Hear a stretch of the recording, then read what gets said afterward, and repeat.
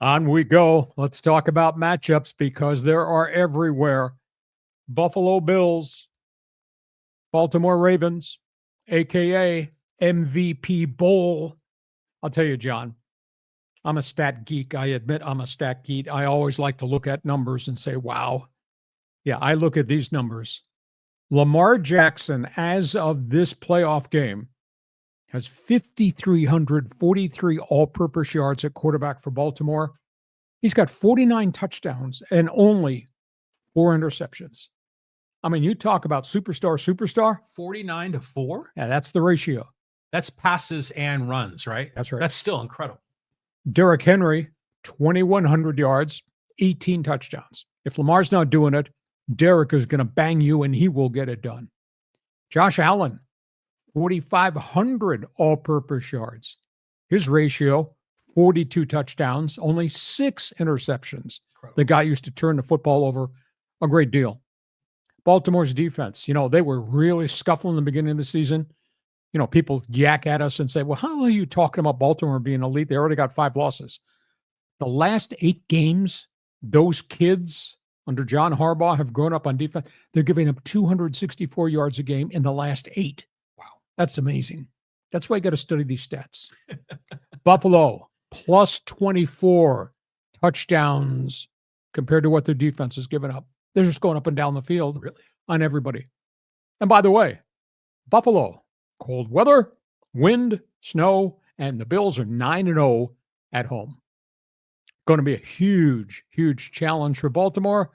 But look who Baltimore's got, thunder and lightning on their offensive side of the football. What do you think? I'm looking forward to watching Derrick Henry. I mean, to me, he's different than every other NFL running back.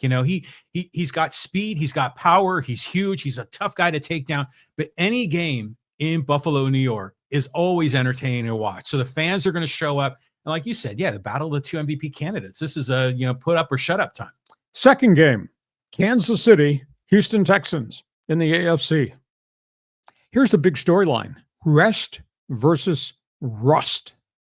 Now, Kansas City has not played some of its key starters since their Christmas Day game. They rested everybody the last regular season game. Then they had their bye week. So these guys are well rested, but are they rested versus getting rusty? That bears watching. Chiefs, though, are 15-2. They've won 16 games in a row by a touchdown or less. Does not matter what the conditions are. They're going to play, and they play to win. Mahomes, postseason, 15-3 as a starter under Andy Reid. Now, Mahomes comes to the line of scrimmage. That's a pretty good Houston defense. Just ask Justin Herbert. 52 sacks, 33 takeaways for all those guys on the Houston side of the ball defensively. Huge question. It's just not Mahomes. Can his leaky left tackle, right tackle, hold up against that unbelievable Houston Texans pass rush? And they got C.J. Stroud, who can be streaky, who had just a rotten start to the Houston game with the Chargers and then came back, made a bunch of wild plays, and got them the victories. C.J. Stroud versus everything that Steve Spagnuolo throws up against the wall defensively, including coverages and blitz packages.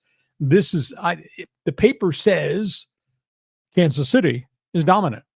But the reality is Houston's pretty dynamic. I think it's going to be a fun football game. You worried about rust versus risk or rust versus rest? Well, I mean, I remember the Rams, took a little bit of time off and they came back not rusty at all. So I see this game, and on one level, I'm thinking, is this the year the Chiefs are going to three-peat, which would be a spectacular achievement in NFL?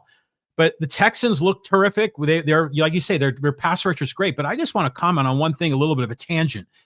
The Chiefs had, as you said, the leaky offensive line, yet Mahomes and Andy Reid find a way to win. But the Chargers had a leaky offensive line, and Justin Herbert and Jim Harbaugh could not figure out a way to win. What's the difference? No Travis Kelce wearing a lightning bolt. No trustworthy wide receivers wearing Charger colors. No running game showing toughness within to bust tackles and make things happen. That was a consummate team loss, even though the world is blaming Justin Herbert. Everything around Justin Herbert was really ratty. In Kansas City, they do it by formation. In Kansas City, they do have Taylor Swift's boyfriend at tight end. And in Kansas City, their banged up receivers are all back, and they're now 3 deep at running back. Big difference between the Chiefs and the Bolts. Yeah. Well, it's going to be cold. It's going to be ferocious in Kansas City. Third game, we got Detroit, we got Washington.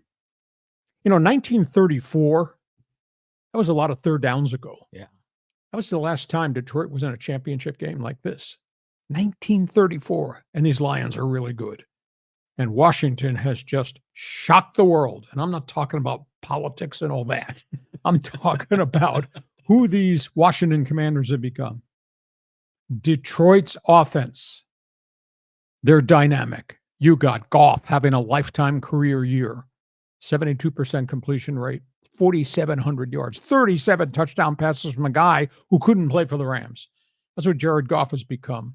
And his running mates, St. Brown and the two-headed monsters at running back, that's really good.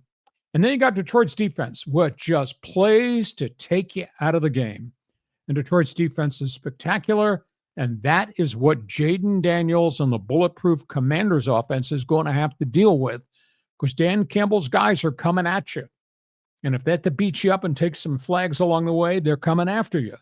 This will be the biggest challenge, I think, that this kid quarterback has ever had. Jaden Daniels has just been absolutely spectacular. And I think from the Washington perspective, their defensive front's really good. I like their front. Doesn't get a lot of national recognition, but you're going to have to pick your poison. How are you going to do this defensively? You're going to do it to Goff? Are you going to take the 2 running backs out of there? Do you have enough people to cover the tight ends and St. Brown? I mean, Detroit comes along in scrimmage and said, okay, what do you want to take away? Because I'll get you with all the other guys that are out there. This won't be easy for Washington. First time walking down the street in the playoffs in 18 years. And this is Detroit that's overcome unbelievable amounts of injuries, and they're still playing this weekend. What do you think? I think it's going to be a high-scoring game. I mean, because the Detroit defense, a lot of those guys are like falling off the list, right? They're not playing.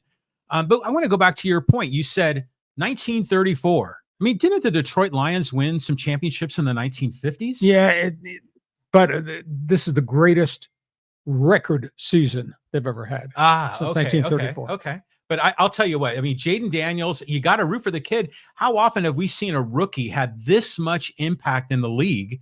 I mean, who was the last one that's been anywhere close? Bulletproof offense right now. I mean, it is absolutely amazing what this kid has accomplished.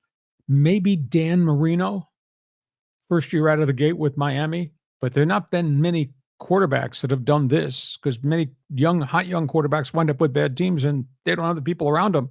What this kid has done is amazing. He doesn't make mistakes, at least up till this weekend. Yeah, well, this is going to be good to watch. Dan Campbell have his guys fired up. Okay, last game, Eagles-Rams. They've both earned it. I was looking for a description. The one that popped to the front of my mind, maybe you'll speak from experience. I can't speak from this. 60-minute bar fight. I think this is what this game is going to evolve into. Rams might be having a bad flashback. Last time they saw Saquon Barkley early in the season, he had touchdown runs of 70, 72, and had a 302 all-purpose yard game when Philadelphia pasted the Rams. Now, it was early in the season. That was a very different Rams team at that point in time. I think the Rams are helped because Jalen Hurts is not running the football at all out of the pocket by virtue of the fact he had the concussion issue just a couple of weeks ago. And Hurts has 3,700 all-purpose yards and 34 touchdowns. So I think the Rams are going to commit the world in the gaps to stop Saquon Barkley and try to make it a quarterback one-dimension game. Does the Rams defense have enough fuel? They won 10 of their last 13, and the defense played really well.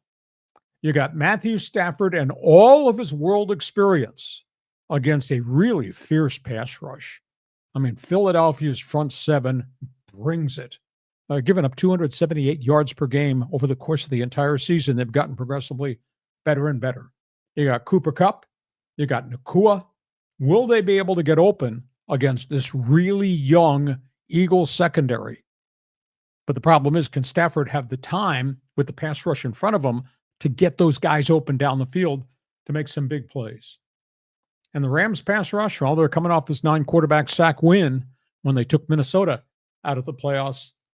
but they're facing, I think, the best group of street toughs I've seen in the modern NFL. That Philadelphia offensive line, led by Lane Johnson, even without Kelsey's brother, that offensive line is really, really good. This is going to be a great game. But Rams have to put a lid on Saquon Barkley, and we'll see if Stafford can hold up against everything that Philadelphia sends, because Philadelphia has been beating up quarterbacks all year long. Like I said, 274 yards per game on defense in the NFL, modern day NFL. That's pretty good. So John Riley says, isn't it weird how the Rams always sort of exceed expectations this season? You had counted them out after they started, what was it, 1-4? That's right. And then they ended up getting to playoff contention. They go against 14-2 Minnesota, who you think would be favored even on the road, and the Rams took care of business. So you got, like, Jared Verse is a really talented young man. I think he's going to be fun to watch against that offensive line. But what's the deal with Saquon Barkley? Why is he so spectacular with Philadelphia, where when he was with the Giants, he was good, but he wasn't this good? He wasn't this good because he did not have support people around him. His offensive line was weak. His quarterback was hurt. Barkley had a couple of major injuries over the course of his chunk of time with the Giants.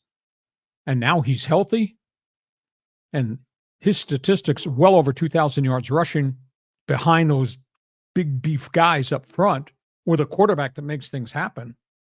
He's got every component around him that's great, so he can be great. That's what's different. He had hardly any of that playing on the other side of the bridge for the New York bad football Giants. Yeah, so this will be a fun game to watch too. So which games are on Saturday and which are on Sunday? We got two on Saturday, highlighted by the Kansas City-Houston game, and then that's a good question as to which is which. But there's two on Saturday. I know the Chiefs are playing on Saturday, and then there's two on Sunday. Okay. Oh, this is always the best round of the playoffs. These are the best games, always. Is it the weekend yet? You're like a TV addict, man. Okay, let's move on. We got one more NFL